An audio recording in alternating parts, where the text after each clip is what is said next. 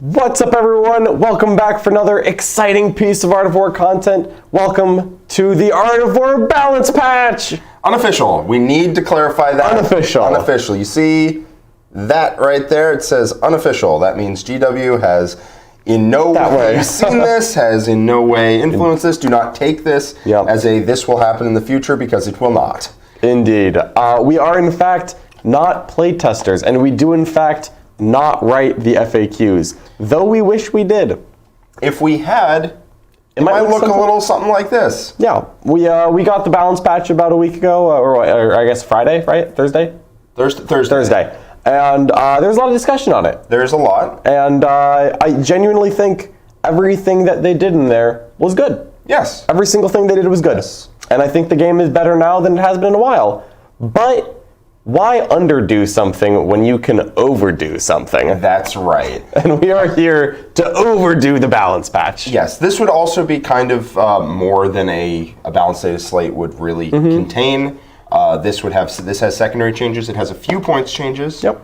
And it has the sort of thing you would see in a balanced data slate. So this is more than GW would do in a balanced data slate. We're kind of using their balanced data slate and using it as a launching off point. We kept all the changes they made because we think they're good ones. Yeah, staple this on top of existing. Don't look at this as be like, oh, you don't want to nerf Leviathan? We can keep that in there. Trust me, in addition. Leviathan do be getting nerfed, and that's just how that goes. Yeah, it already happened. Those poor warriors. All right. Yeah, so lots to go through here. And you know what? Let's go ahead and say it. James, if you're watching, we love you. And we thank you, James. Mr. Workshop? Mr. Workshop. If James Workshop is watching this, and if you are watching this and you see our changes and you think, wow, what a great idea, you know what? Have it. Free. Don't even worry about it. Don't even have to ask. Just, if you like our ideas, take them. No problem. If you had an idea and then you see us saying it, don't feel obligated to take it out just because we said it. Please. Please. Please. Please. You can call it just a coincidence, okay? Like, we won't take it as though we influenced you. You don't have to take it like we influenced you. You don't have to give us credit. You don't have to give us credit. No big deal. All right, so before we dive right into this, we have to start off with a super chat. And that is because Jared Miller, hero of Canada, gave us 5 Canadian buckaroos. I think they call them buckaroonies. Buckaroonies. I do know they go for loonies and toonies. Loonies, toonies, and buckaroonies. All right, Jared Miller asks, seems appropriate. If the game was perfectly balanced and you had a 50% chance of winning with whatever army you played, what army would you play? You know, as a person with the collection that we are lucky enough to have, I would imagine I'd play a few armies. But I'm going to be honest, I think it would look mostly the same. I think Tyranids and Sisters would still be my top 2 factions. The big difference is that I would play Genestealer Cult again. Because I do not have a 50% win rate with Genestealer Cult. No, certainly I do not. I'm at like 15% in the house. It's not good. It's bad. What about you, Jack? I really don't 50-50. know. My favorite armies would be Black Templars. Jack Templars. I do like Word Bearers. I like those religious fanatic sort of armies. Jack Bearers? Jack Bearers and Gisters. That's Jack Snack Sisters. Bearers. Jack Sisters. So those 3 are my favorite from like a fluff perspective, but it really would be which army is the most like how I want to play the game, which is move fast and hit hard. Yeah. So it's a long way departed from your move slow and don't die. Yeah. I've come a long way. There you go. Turns out moving fast is just good in 40K. A lot of jokes in the chat, of course, with the implications that we maybe delayed this video in honor of delaying the data slate. Maybe. Yes. No, that's exactly what it was. You got us. We started late, not because we were fixing it last minute, but because of memes. Exclusively memes. Exclusively. Zlack Onion's also in the chat with another super chat. Thank you, Zlack Onion. To celebrate Data Slate Day, let's play Fix Dem Gits. So, how would you fix the Flash Gits? I would have to reread Flash Gits and figure out what, if anything, is wrong with them. What, if anything, they do? Well, no, I think that Flash Gits are perfect the way they are. But if I could fix Flash Gits, I would say that there's a new Flash Git kit. And in the new Flash kit, there are 5 pirate hats for the 5 orc models. And on top of that, a small bandana for the grot that probably hangs out with him. He doesn't get a pirate hat. He is not a pirate. But he can get a little swashbuckling bandana. I could see that. Yeah, Pirate that's how I would fix Flash Kits. pirate hat on every model. We're talking fix their models, right? Absolutely. And also, I mean, in the Flash kit, you also get like an upgrade sprue for a truck or a kill rig with sails. And you put sails on the kill rig. That's how I would fix them. You need more pirate hats. Yeah, they're pirate hat. Those numbers are rookie numbers. They got to get those numbers Let's up. get it up. But let's get into it, right? Are we ready? Let's get into it. All right. Art of War Balance Status Patch Unofficial. Here we go. First up, game-wide fixes. These are things that are not for armies that, you know what, we just want to change in the game. Number one is one that Jack and I are completely in agreement on. 100%. We are 100% aligned. All aircraft must start the battle in strategic reserves. Screw them. Yeah. Harpies, Sunshark bombers, Void Ravens, Hemlocks, I don't know. All.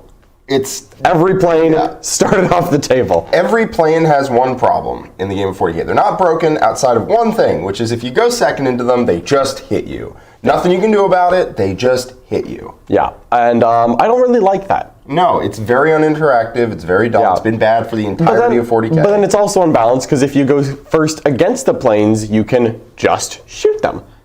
Right, if you go first, they just shoot you, and if you go first, you just shoot them. And it's like, wow, this is just, we're just lining up and making pew-pew noises. I hate planes, and I like my Harpies, but they are a necessary casualty here. They have to start the game in strategic reserves. Yes, Short Yeti, for free. You don't have to pay for it. That's just part of the aircraft rule. They just start in strategic reserves. They come in turn 2 or 3. The way aircraft do, deep strike 9 inches away and shoot. No problem. Yep. That is interactive. That you can deal with. That is fine. You can try to screen. You can try to like hide on angles. Like you can do something about it, and it doesn't happen turn 1. Planes, they do not come in turn 1. Don't come in turn 1. We're not trying to solve the problem by making a worse one. Actually, it's not worse. It's the same. That would be better, because then you can't shoot them if you go first against the planes. Yeah, no, it would be bad. It would be not good. No, they have to arrive on turn 2 or 3 like a normal unit. Yep. That's it. Yep. Normal unit. They're still good, for the record. Like, Tau planes are still not bad. They show up in your back quarter turn 2, and then turn 3, they're on a bombing spree. I would still take them, 100%. Yeah, but a lot of the time, if I go first with Tau, my bombers are bombing you and flying off the board because I don't want them to get shot. Yeah. So, like, just take a bomb out of the equation. Take a bomb each out of the equation. They still show up. They still shoot on turn 2. They still shoot on turn 3. They still bomb you on turn 3. Still good. Yeah. I would accept 3 command points per aircraft to start on the board. Okay, John. That's a generic stratagem in the rulebook. 3 CP. You may start this plane on the board. I don't even want to give them the opportunity. Like 4 CP each. If you price it, somebody will pay for it at some point. Yeah.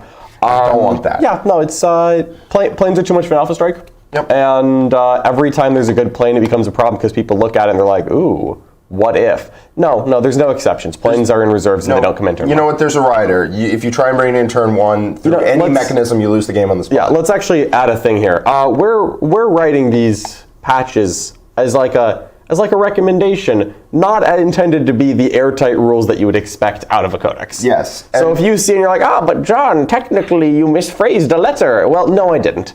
It's fine. Because I'm making the rules here. Yes. It's fine. Yes. There's an addendum, as I said. If you try and circumvent this with very careful plays or whatever, you lose the game on the spot. That is the rules. Here's number 2. Your Warlord's trait and 1 relic of the same faction are free. So we're just going back to Nachmund and every other thing of 8th and 9th edition, where your Warlord gets a trait for free. Yes. And then they give you 1 relic for free. And then you have stratagems, and you can try to buy more unless you're Chaos Demons, all get wrecked. Yeah, that's fair. Lol get wrecked. And you just don't have to pay for the first 2. Yeah, it's weird when they came out with Nephilim that they were like, it's the same amount of CP, and it just wasn't. Yeah, you just like... It was like +5, -8. Solid. And it's like, what the... Okay. Personally, I've hated building lists in Nephilim because I want to take cool characters and do cool stuff. And there's some... Siegs made the point that there are some armies... Because we ran this data slate by basically everybody. Like all the coaches. All the coaches, everybody in the house. So he made the point, there are some armies that are based around taking warlord traits and relics. And you just kind of can't now. Yeah. And you just can't make cool characters, and you can't do cool tricks, and you can't do fun stuff. You get to do the boring things, but you don't get to do the fun things. Yeah, I like that you, I mostly like the Nachman CP change. I like Nephilim, sorry. I like that you start with less, get more. I honestly would keep that in. Yeah, I would keep that in. Totally. I'm honestly not even sold on this, but most people didn't like it. Yeah. And people like playing with their toys. And when in doubt, if you're on the fence in game balance, do the thing that's more fun and see how it plays out. Yeah, this is less of a balance thing and more of a let people play with their toys. Quality of life thing. Yeah. Let people play with their toys. Just makes it more fun. I like making cool characters. Let me make cool characters. You can in your single battalion list. Good. Take troops. All right. Let's do it. Moving on to the next one. Before we move on, we have a $2 super chat from Kyle Lamperez. Will we be seeing y'all at the KC Open this weekend? You will not be seeing me. You will be seeing my homie here, John. Yes, I will be at Kansas City. Jack, unfortunately, will not, but we will go have a great time in his honor. And maybe Jack will watch this. I will be watching. Oh my goodness, Jack's going to be watching. There we go. Dun dun dun. All right, so I'm gonna have on my little John finger, like number one. You're my biggest fan. I appreciate that. Ride or die. That's right. All right, so here we go. Astartes. Of all descriptions, except for the Chaos ones. They abandoned the Emperor. It's loyal Astartes. Loyal Astartes. So there's a problem with Space Marines and Grey Knights, and some of that problem is shared, and some of that problem is different. So we have a Space Marine and Grey Knight fix, a Space Marine fix, and a Grey Knight fix. Space Marine stratagems aren't that good, and you also can't use that many of them. And what a combo that is. And also, their troops suck. Yeah, and their troops suck, and that's a big problem. Their troops, it's always a pain point whenever you build a list, that their troops just blow. And sometimes you look at a list of Space Marines, and you're like, can I fit this whole thing in a Vanguard and cut the Tactical Marine / Intercessor out entirely? Can I just make this a no-troop list? Because you know what? I have written the good old-fashioned Space Marine White Scar Vanguard plus no one, because I didn't want troops. Yeah. I've seen it at tournaments. It's been successful. And trying to solve the CP or the stratagem problem and the troop problem, we were looking at like, how do you make an Intercessor good? You can make it cheap enough to spam, or you can make it expensive enough to not spam, which means I take 0. And those are kind of the options for like points. Yeah, we're not trying to rewrite the data slate here. Like we're not trying to rewrite like the data sheet for intercessors. We're trying to like pull the levers to make the intercessor better. And we decided on this. What if it gave you more CP? What if it gave you more CP? So if your army includes a battalion or patrol with your warlord in it, change the command cost of that detachment to 0 CP, but you still get the bonus. So if you take a battalion and you put 3 intercessors and a Space Marine warlord in it, and that's it. It costs 0 CP, and you get refunded 3, so you start at 9. Yeah, this would have to be Sanctic Astartes for Grey Knights, but whatever. Sure, yeah, intent. Yeah, Grey Knights and Space Marines, fix them both.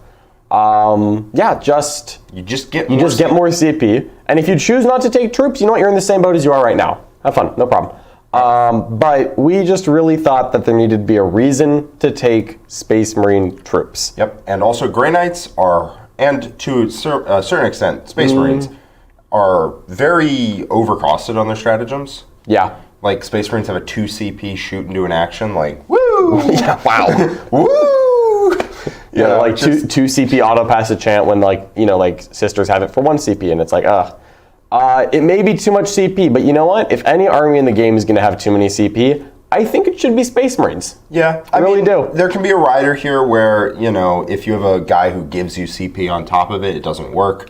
Like, plus 6 but like, who does that apply to? Yeah, Dante, okay. They take Gulliman. Yeah, I really don't think it's going to be a big deal. Really don't think it's going to be a problem. And you know what? Gulliman's not going into battalion or patrol, so it's okay.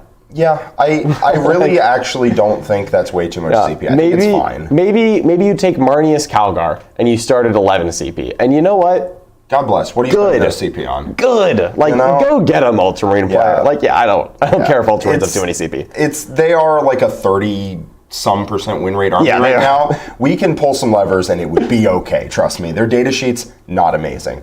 Zinchian, by the way, being able to put aircraft in reserve for free seems far too good. We are forcing them to put aircraft in reserve, a thing they would never choose to do Yeah, we just want it's okay to put things in reserve and not get alpha struck, and then have an interactive game that makes it to turn 3 or 4 before being decided. That's all we want.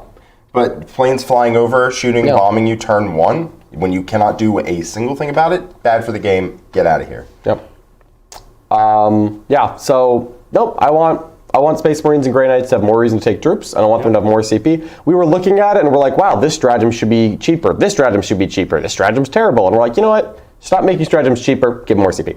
Yep. All right. Next up for Space Marines, because wait, there's more. At the beginning of the second battle round, you can choose to be in Devastator or Tactical Doctrine. It sucks the Devastator Doctrine's turn 1. Yep, because what happens is you go first, your opponent's hiding behind walls, you don't get to use Dev Doctrine, and then you're like, well, that sucked. Now I guess I gotta spend CP to put units in Dev Doctrine. Yeah, 2 CP. But hey, you can now. Or 1 in Iron Hands. 1 in Iron Hands, yeah. It's real simple. Dev Doctrine for 5 turns probably wasn't right. Dev Doctrine for 1 turn also sucks. Surely there must be something in between 1 and 5. Yep. Something. This way, if your army, because there's plenty of supplements that are based around Dev Doctrine, and this way you at least get it for 2 turns, the same way Tactical Doctrine and Assault Doctrine is 3 turns for assault armies, but it's at the back half of the game where it matters slightly less. Yeah. So I think that balances out those the super doctrines there. Yeah, and like same thing. We wanted you to still cycle from Dev to Tac to Assault. So if you're in Dev longer, you stay in Tac for at least 1 turn after. You don't go from Dev to Assault. But like simple logical things. Honestly, like we thought about like adding core to every Space Marine vehicle and just copy and pasting the Necron change. Felt a little lazy. It did. But like you could just add that to here and it wouldn't even I wouldn't even blink.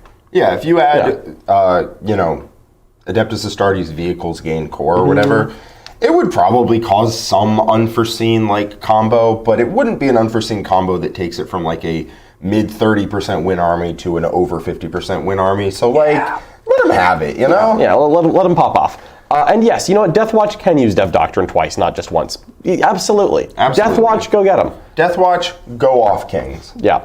All right, next up, Grey Knights. This was my idea. I'm very proud of this one. This one's all Jack. Add a bullet point to the Aegis. So the Aegis is +1 to deny the witch tests, 5 up against mortal wounds, and now it has a 3rd bullet point. Add 1 to psychic tests taken for this unit while casting blessings. Yeah, done. I think that would just be good. So as you described, the problem with Grey Knights is that they're really expensive Space Marines that need to pass their powers to justify the cost. And sometimes you just don't.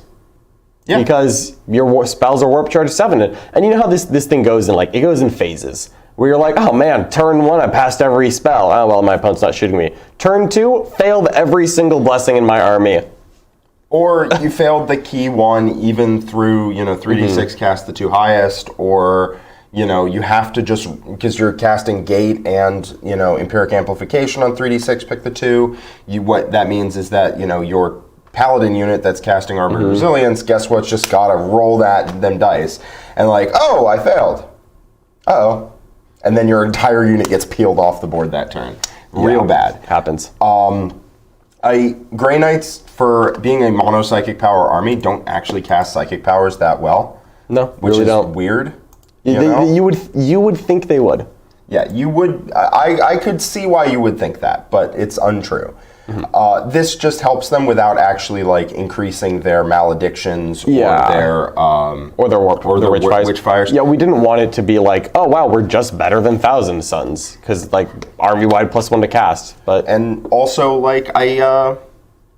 I also don't want that psychic Libby. That mortal. Yeah, he doesn't need to do any more. He's good. He's good. We're good where you're at, Chief. Yep, he doesn't need any buffs. This just makes the army more reliable, which is something that it really struggles with. It also struggles with CP, so I would be really excited to see what Grey Knights can put together with these changes.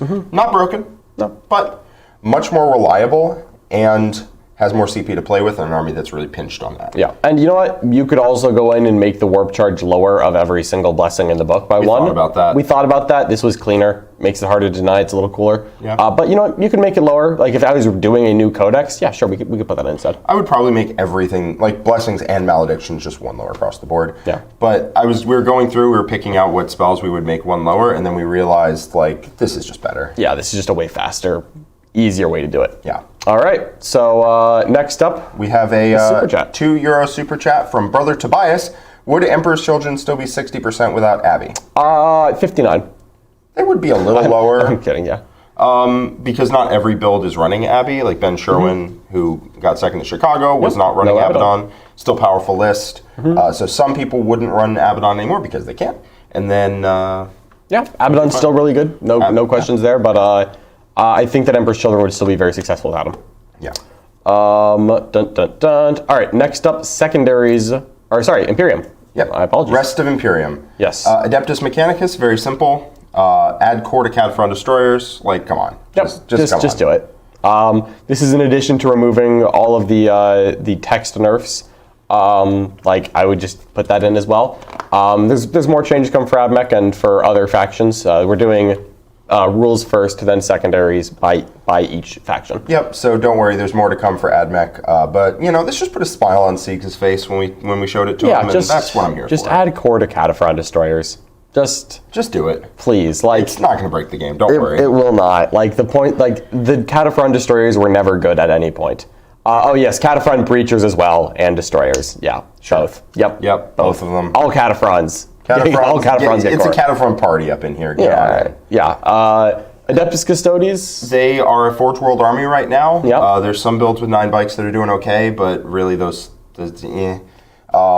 but it's really like a Forge World army. Don't like that. I want to buff Custodes in a way that doesn't buff that build. Like, I don't want to do a Rising Tide lifts all boats, because then the Forge World data sheets are just going to be lifted higher. Yeah, and continue to be above the Codex, because, Yep, I want to see more infantry. I want to see Terminators. I want to see Terminators. So badly.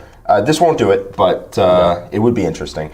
All infantry gain objective secured again. Like, the Elite's choice is not having objective secured. The HQ's not having objective secured is just brutal in the book, honestly. It is kind of balanced around every infantry model having objective secured. Give it back to them. It's not going to be gross. Yeah, it's getting more infantry Custodes on the board, not a bad thing. Those 3 stratagems, we didn't want to remove the limits on them of what units they go on. Yep. But the fact that they were once per game felt like it was too much on top of that. I believe so. Esteemed Amalgam can still go on anything, which is fine, because it could before, and it's not. Trust me, Esteemed Amalgam and Martial Discretion was like a really fun toolbox to have access to, but it wasn't broken. It was just like a cool way to, like, I have 12 different, like, minor little tweaks I can make to my army, and hopefully one of those solves the problem I want to solve. It was awesome. They took it away. Give it back. Yep. Easy. Emperor's Auspice retains only infantry can do it. Yes. Only infantry. And you know what? And we also did leave OBSEC on characters intentionally, by the way. I think it's really okay. Yep. I do want OBSEC Trajan again. Yep. I want OBSEC Shield Captains, not a bike captain. Trajan got nerfed. He went up in points. I don't even take him anymore. Yep, if you made him OBSEC, I would still not take him, and I'd move on.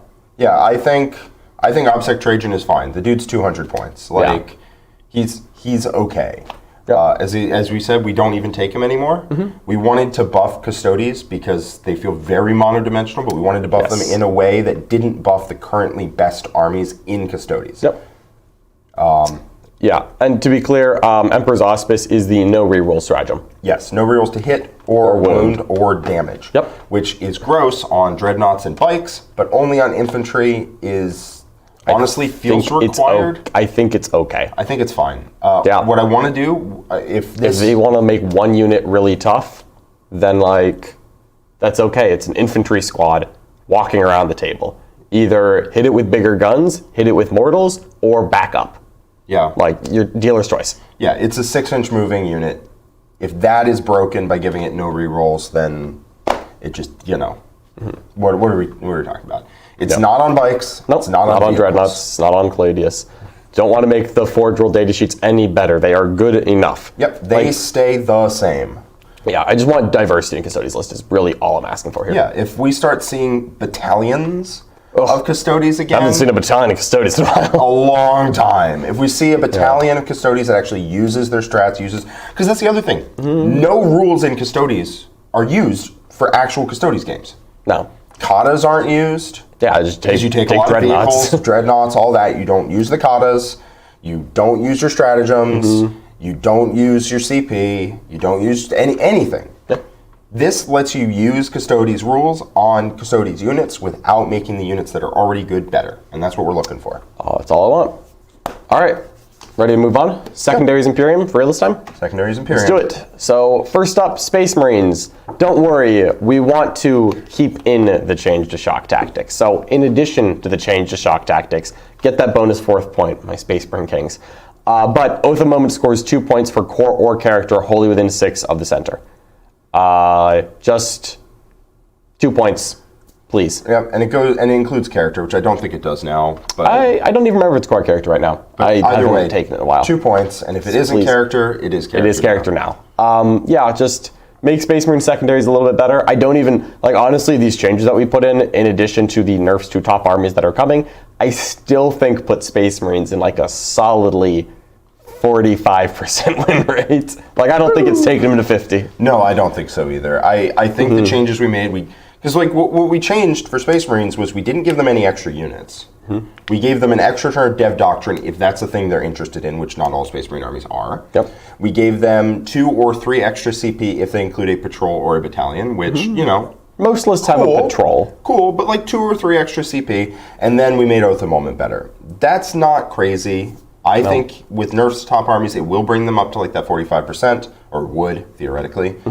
Be interesting, but I don't think it's over the top. Yeah. Like, honestly, Space Marines are actually the army I kind of wanted to do more to. I just didn't want to stack another rule on Armor Contempt. Because, like, there's so much already. Like, it feels new book. Yeah. All right. Adeptus Sororitas, near and dear to my heart. Love Sisters.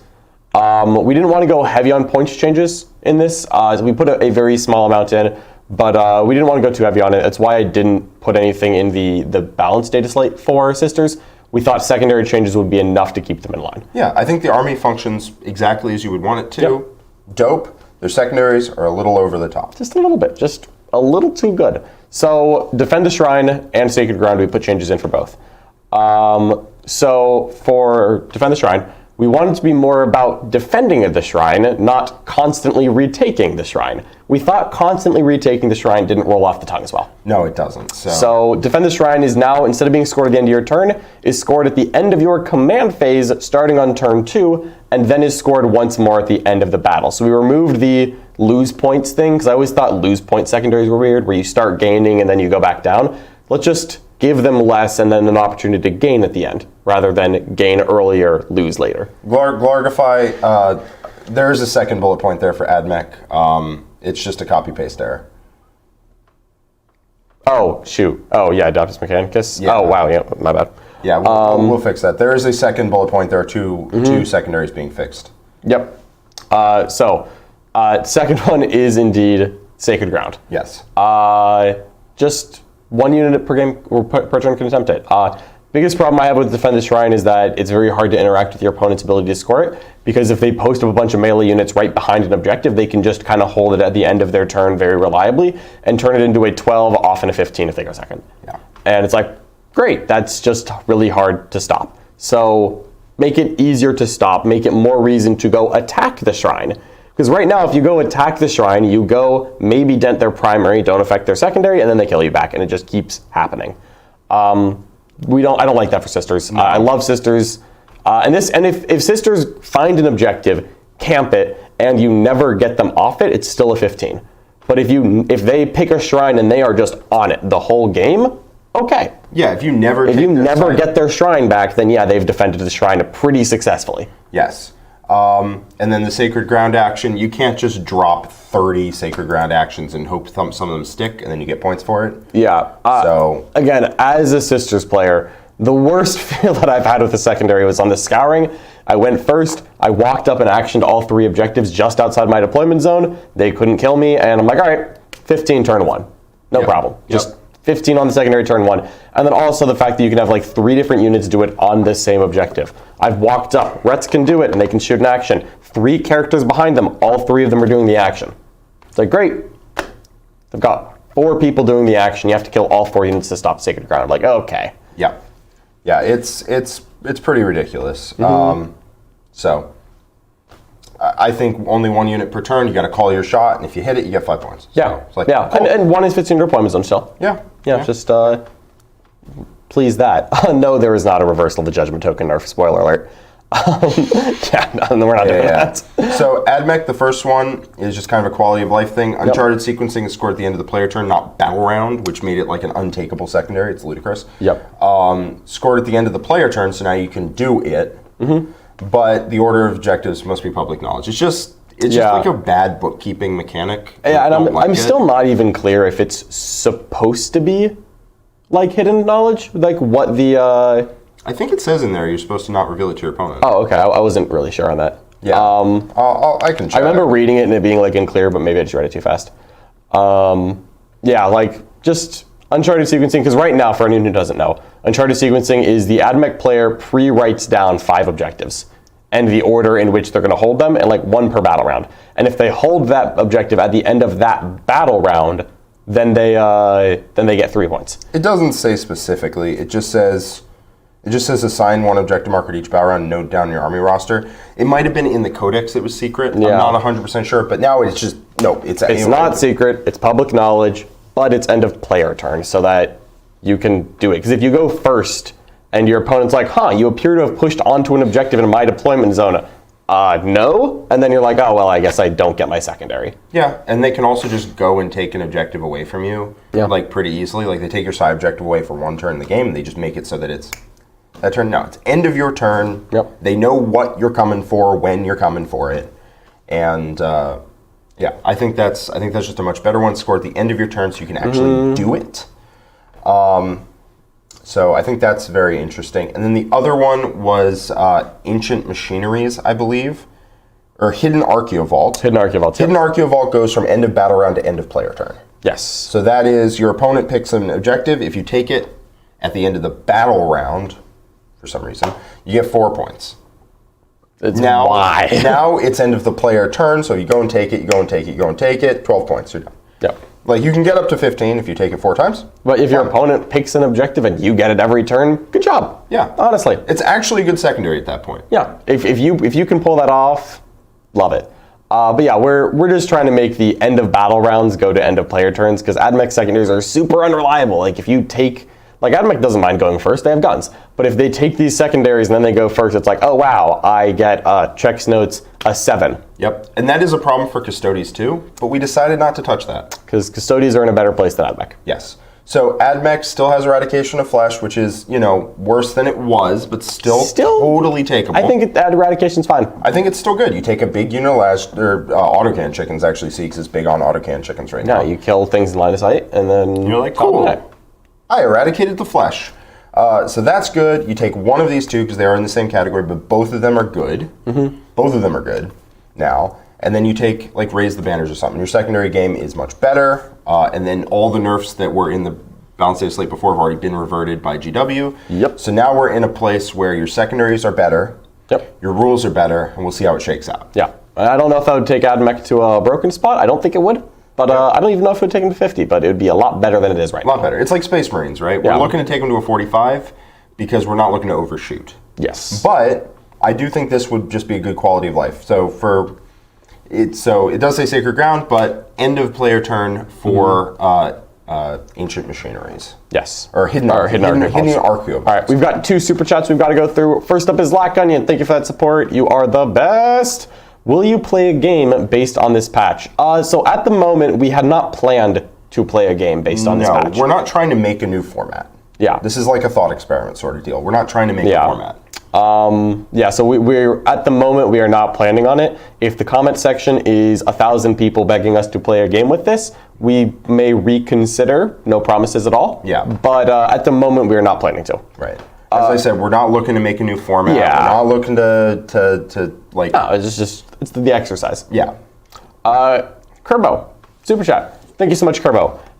If 6 is... Imperial Fists, I believe. Oh, I thought it was... Oh, yeah, so Imperial Fist style, 6 explode for bolt guns across all Space Marine. Thoughts? You know what? I would be 100% okay with every single bolt gun in Space Marines getting exploding 6s, and Imperial Fists then changing to a 6 to hit auto wounds. I honestly think that, with the precedent we have, that making Imperial Fists into Hail of Doom but bolt guns because you don't get the extra AP on 6s, would be 100% okay. Yeah, if we were buffing individual Space Marine sub-factions, I would have put that in. Yeah, so here's the thing about that. I don't think that's going to make... Like, it's great, and I think that change very fluffy. Fine, very fluffy, awesome, great. But the thing is, I don't think that's what you change for Space Marines because I don't think it makes a difference. It wouldn't make me take bolt guns. It would make your bolt guns slightly better. Yeah, I would take the same intercessors I was already going to take, and they would be slightly better. And I'd be like, cool, that's nice. And like, that's fine, but that's not going to probably make a balance patch because you're also trying to not make a sprawling balance patch that changes like every single thing. You're trying to get in and out and like change the fewest number of rules in order to make the changes you want happen. Yes. So like, sure, I could go through the Space Marine book and lay out like 50 changes that I think would just make the codex much better. You know, but that's not what we're looking to do. So we're looking to change things that would actually have an impact for Space Marines, and I don't think that would have one. Indeed. Like, it would be nice. It would definitely make your bolters feel less like, you know... Garbage. But it wouldn't actually make them good. Yeah. And CSM already have worse bolt guns than Space Marines. Tac Doctrine, pew pew pew! And yet, CSM are doing just fine. Yeah. So, alright, we're done with the secondaries for the Imperium. Let's move on to the data slate for Chaos. Yes, this is a big one. This is a big one. So, changes to 3 armies, Chaos Marines, Chaos Demons, and Death Guard. Let's start at the top. Chaos Marines. This one's a little more complicated. Abaddon the Despoiler only gains the Agent of Chaos keyword if there's a Heretic Astartes detachment that is not a Supreme Commander or an auxiliary detachment in the army. I was like, what if you take a Supreme Command of Abaddon, though, then you gain Agents of Chaos? No, bad. Yep, not what we want. What we want is for Abaddon leading an army of Chaos Marines feels good, even if they're not Black Legion. Yeah. I get that. They want Abaddon to lead all Chaos Marines. Like Abaddon, we're not trying to remove Abaddon from Emperor's Children and Creations of Bile, even though that might be fine from a balance perspective. That felt like it wasn't the point. That's not why Abaddon's there. Abaddon is the faction guy. Yeah, but he shouldn't go in Demons, shouldn't go in... Walking the Dogs. Because you just see him everywhere. It looks weird. When you're just like, Abaddon hanging out with a weird, like, 11 war dogs. How strange. He's just like, no. Yeah. I like that change. Abaddon just doesn't slot into every single Chaos list across the game because, as you said, it looks weird. And so Chaos Knights got to be Chaos Knights if they want their Chaos Knight stuff. You can include Abaddon. You lose your Chaos Knight stuff, though. Yeah. Or you could take, like, Abaddon and Emperor's Children Patrol and an auxiliary of 3 war dogs. And, like, yeah, you're totally fine. Or a patrol of demons. Like, you can soup it up, but we didn't want it to be Abaddon hanging out with Be'lakor and Scarbrand and 3 Soul Grinders and 18 Flamers. Yeah. Like, that's where Abaddon's hanging out right now. He's not wandering the galaxy by himself. Yeah, Abaddon... he's leading, Heretic Astartes. Yeah. That's what he's doing. He's not, like, going on adventures, going on Abaddon adventures. Oh, I met up with some House Korvax fellas. They seem nice. Let's go see what they want to do. Oh, Warp Rift happened. There's some demons over here hanging out, just being cool guys. I'm going to go hang out with them. And, it just, no, that feels weird. Nah. Next up, Pact of Flesh, the spell that it comes off the Master Possession.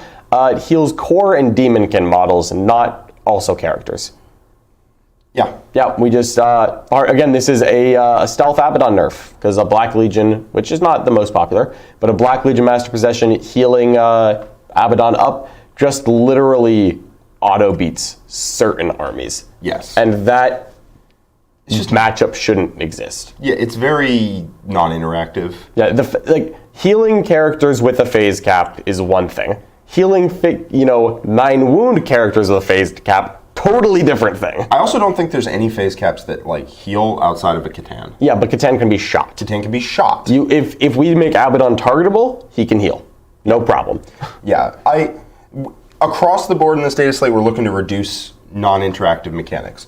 Planes, Abaddon getting healed. There's some other ones coming up. Like anything that's non-interactive, scale that back. Yep. So there's questions about CSM win rate isn't great outside of Emperor's Children and Bile. Surprised to see only nerfs here. There are only nerfs for CSM in this data slate. But I think that it's slight nerfs to anything that isn't Creations of Bile or Emperor's Children. Yeah. Because anything else, anything that isn't Black Legion couldn't heal Abaddon in the first place. Yep. Abaddon doesn't change for other CSM armies. And we're bringing the top armies down. Yes. So that should help them. Yeah, I think it would be. I think CSM as a book will be just fine if all of the changes here magically got implemented. Yeah. If only half these changes got implemented, then yeah, okay, sure, CSM probably need a buff. But I think bringing the top armies down, leaving everything that isn't Emperor's Children or Creations of Bile untouched, all good. Yep. Next up, Creations of Bile, target nerf for them. Non-vehicle models fight on death on a 3+. Yep. Vehicle models don't do anything. Vehicle models don't do anything. They get the +1 strength and movement, and they call it a day. So sorry, Disc Alert fighting on death, no more. Demon Prince, still yes. It's fine. The fight on death on a 3+, we were thinking about a 4+. I personally thought a 4+ was a little too harsh. Like, we could just make it the same as like, well, Dark is a mortal wound on a 4+, and frankly, I think that should be changed. We just didn't want to buff Harlequins. That is fair, yeah. Because, nope, not touching that yet. I wanted to buff Dark up to like fight on death on a 4+, because I don't think it would actually make Harlequins better, but I agree that that's not going to earn a spot in this data slate. Yeah. You know? Yeah, so we just wanted to make Bile a little bit less combat dominance. It still is dangerous to engage them. If you hit a unit, some of them are fighting on death for sure. Yeah. And that's, I think, good enough. Yeah. Like, it's not to make it unreliable. It's so that when a unit fights on death, it's not everybody swinging at you. Yeah, we don't want it to hit as hard as getting charged. Right. It hits 2/3 as hard as getting charged. And that's a good place still to start. really good. Yeah, a good place to start. And, you know, theoretically, if we implemented this, then in 3 months, we did a second theoretical implemented one. We would maybe look at changing it to a 4-up if it was different or something. But I really don't think after this change, I think Creations would be in a good place. Because, yeah, you fight a 5-model unit, 3 to 4 of those are fighting you back, not 5. That is a nerf. There you go. Yep. Next up is, this is a Stealth Emperor's Children nerf. Reduce the range of both profiles of the Blastmaster by 12 inches. Make it 36 and 24, not 48 and 36. Yeah, this was Anthony Vanella's Yep. idea. He plays Emperor's Children. And I think we both saw that and we're like, oh, that would work, yeah. It's a good change. That's a good change. He lobbied pretty hard for Creations of Bile and Emperor's Children to get nerfed, which... we appreciate that. Fair play. Fair play. Fair play. Yeah. And that also affects the half range as well. Reduce that by 6 inches. You know what? Honestly, Sonic Blaster's probably could go down a point, but like I'm not looking to buff it yet. Yeah. Let's just tone down a little bit and then wait and see. Yeah. So the main thing here would be they're not like an across the board, tabling piece anymore. Yeah, that's the big thing is the 48 inches of death. And then also, like, if you're in the 24, it's damage 4. It's like, oh, screw me. Yeah, this is 36 inches and 18. That is way more manageable. Yep. And then the other one, I believe, goes from 36 down to 24. And then the damage 2 would be inside 12. Totally which fine. is way more reasonable. Yeah, no problem. All right. Next up, Chaos Demons. Just one nerf, really. Just the one. Just the one. Clarification. Flamers of Tzeentch, 25 points per model. Is too cheap. It's ludicrous. And we started off with like, oh, we don't want to put points changes in here. What can we do besides points changes? And we looked at Flamers of Tzeentch, we're like, no, screw it, they get points changed. Yeah, like what are we going to change them to a 4+ against range attacks? Like we can, but that breaks the idea of Tzeentch does this thing. And honestly, the thing with Flamers is they're just too cheap. I was thinking also that instead of changing the points, we could make a Flamer D3 plus 3 shots instead of D6 plus 3.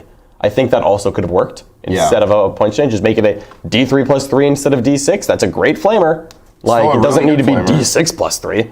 But 32 points per model we thought was right. I was okay with 30, but you and then another one of our coaches, Matt Robbo, also were kind of in favor of 32. And I'm like, you know what, 30 versus 32, no problem. Put 2 extra points on. I'm not crying for Tzeentch. Yep. I think 32, a 5-man squad is 160, which feels super reasonable. Again, like I would still run it. Yeah, that's the thing, is at 32 points, it's like, would I run a unit of Flamers 160 for 5? Yes. Would I run 2? Yes. Also probably yes. I don't think the third one would make my list. 32 points a model is the point where I probably spent 300 points on Flamers, and I get 10 instead of 12, and then I have to cut 20 points somewhere. And I'm like, okay. All right. That's where I'm at. Done. Yeah. Yep. All right. Emperor's Children and World Yes. Eaters can only be joined by agents of Chaos Demons of the same god alignment. They join Death Guard and T-Sons as being like, you can't, nope, no, thank you, because there's no Agents of Chaos thing in Death Guard and Thousand Sons.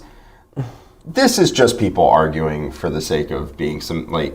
It's because there's 4 bullet points in this rule in the Chaos Demon book, which is like, yep, Death Guard can take Nurgle friends and not lose anything. Thousand Sons can take Tzeentch friends and not lose anything. And we're like, yep, this is good. Those armies don't have Agents of Chaos rules because those didn't exist at the time. Good change. And you go down and you're like, Emperor's Children, and you're like, oh, that's cool. I guess they put it in there as well. Wait, it doesn't say only. Wait, they have it in their book.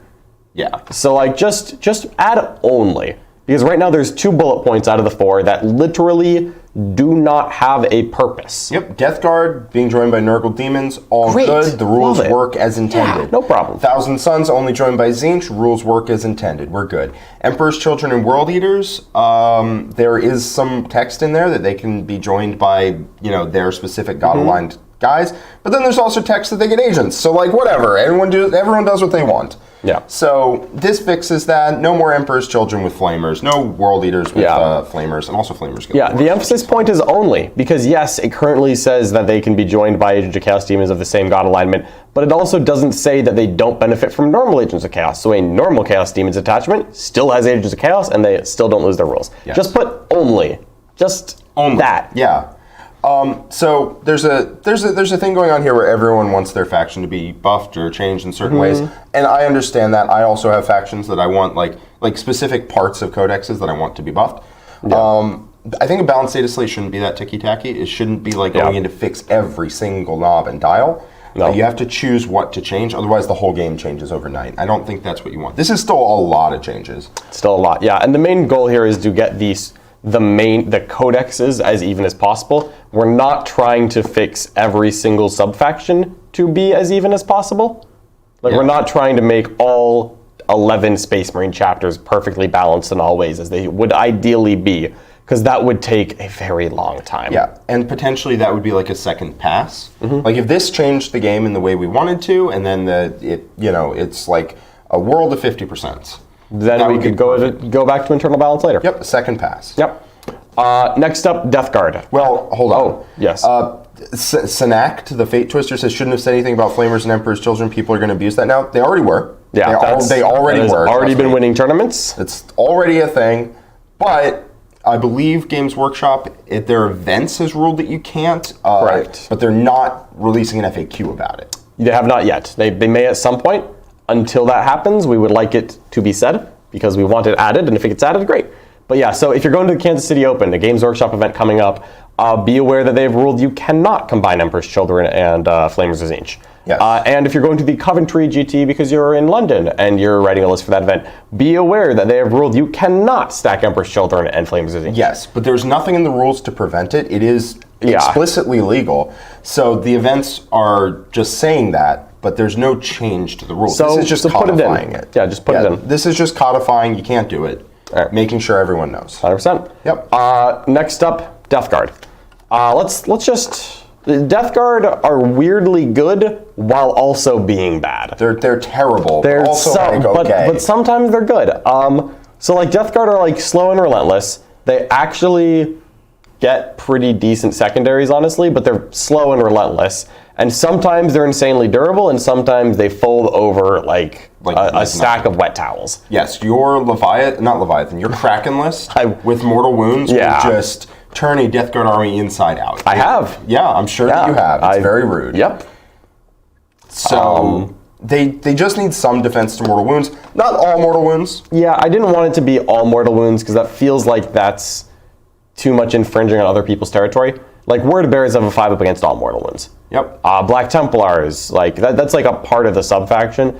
It wouldn't really make sense for me for Death Guard to ignore all Mortal Wounds, but I could accept the Psychic phase. I also think it's the most common. It's a legitimate weakness that they have, and shoring up an army's every weakness is not what we're trying to do. Exactly. We're not trying to just make them the best at everything, but one of the problems with Death Guard is that they fold too fast to Mortal Wound spam. Like somebody dives deep in their back pocket, finds a smite, and kills you with it. Like yeah, it's terrible.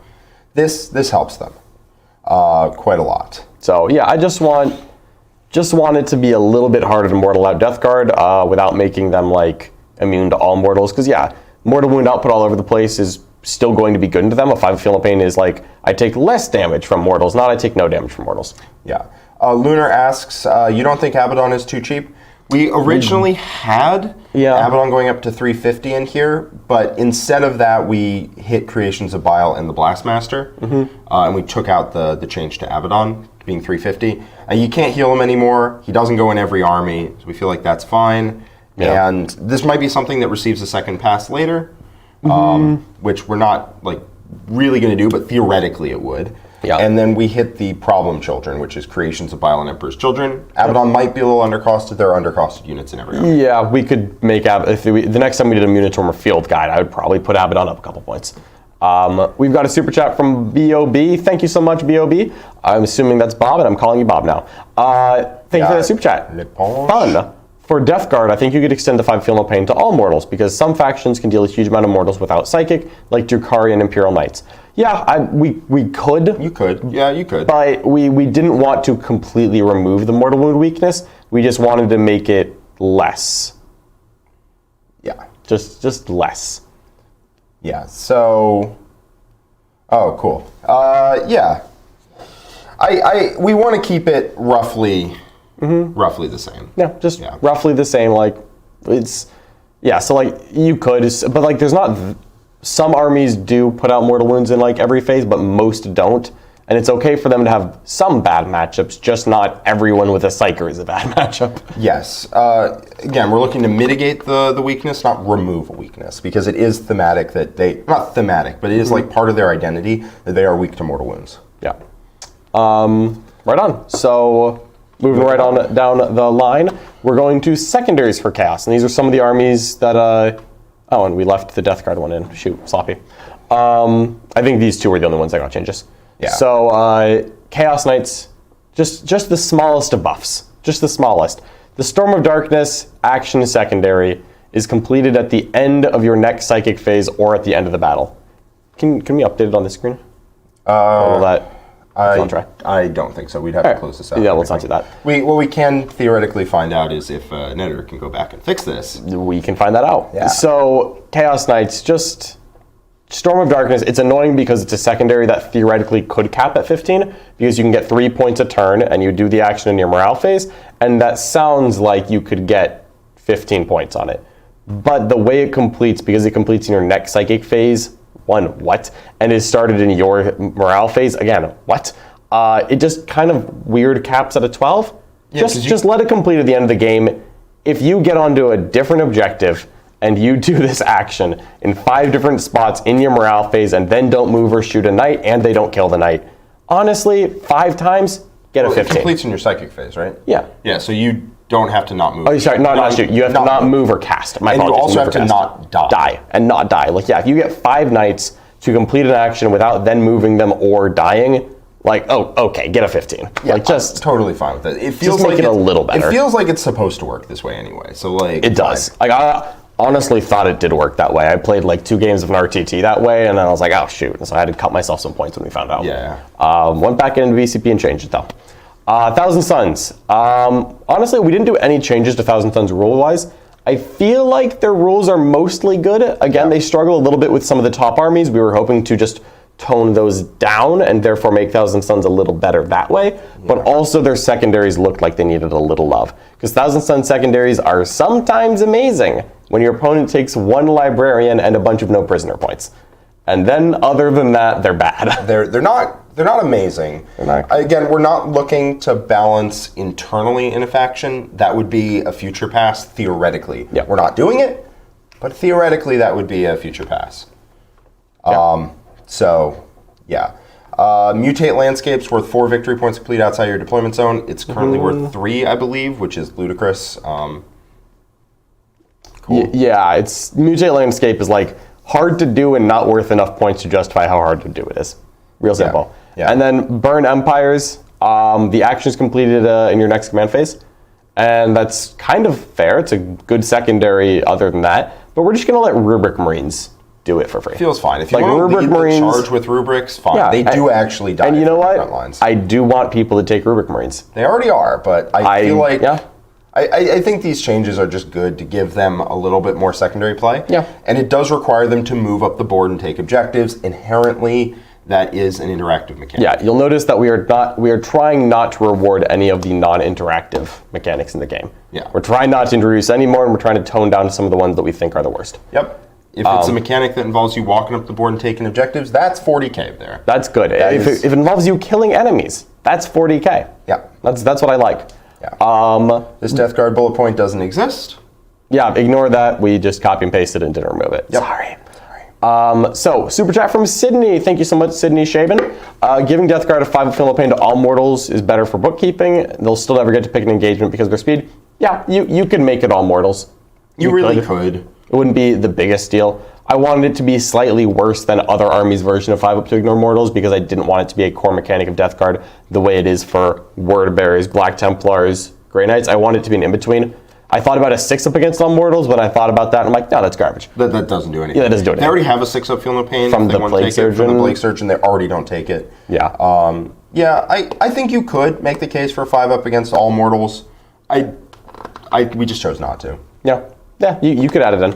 All right, we're done with secondaries for chaos, which means we are about to move on to the Xenos data slate. Ready? Xenos data slate. Let's do it. All right. There are some changes going on here. There are some changes. So, orcs. What are the problems with orcs? I think orc shooting is mostly okay right now. It's fine. I don't want to buff They still shoot hard. We really don't want to buff orc shooting because the last time they buffed orc shooting, orcs were won by SoCal. Wait. Wait a minute. Wait a minute. Wait a minute. Yeah, they just won SoCal again. If you were wondering. So, orc shooting does not. I don't want that again. Thank you. Yeah, no, orc shooting's fine. We didn't want to buff orc shooting. The biggest problem that I feel as an opponent of orcs often is that they have to run at me and call the WOG and hit me on the turn they call the WOG. And sometimes I put up screens and they call the WOG and they kill the screens and then I just back up and shoot them. Yep. And then the game's over. And then I just keep doing that until the game is like literally over. Yeah. And we thought that the WOG could use a little bit more of a buff because it's such a core part of orcs. Buff it again. Screw it. It really helps you just carry an attack forward. Yeah. It's not your characters anymore. Like, so turn 1 of the WOG, core and characters advance and charge. Dope. We do want it to degrade from turn 1 to turn 2 because that's a mechanic of WOG. We could make it character units can advance and charge. That doesn't feel right. It shouldn't be outrunning the lads. Yeah. The lads should be getting stuck in. Yeah, so core units advance and charge on the second turn. It makes those melee armies threat just like even further. Yep. And it helps carry an attack forward because a lot of armies can prevent the 1 turn of WOG from hurting too bad. 2 turns of WOG, now we're talking. Yeah. You know, now you're getting hit. Absolutely, and this still forces orcs to be very interactive the way they should be. It gives them a little bit more sustain, which if I were to call Mork Perry, I think he would say more sustain for orcs is a good thing. Yep, more continued aggression. Yeah. Not 1 turn of aggression and then the army like stops functioning. Yeah, that's the problem, is like they take 1 good swing, I'm like, you didn't table me this turn. Backing up, you're dead. Yes.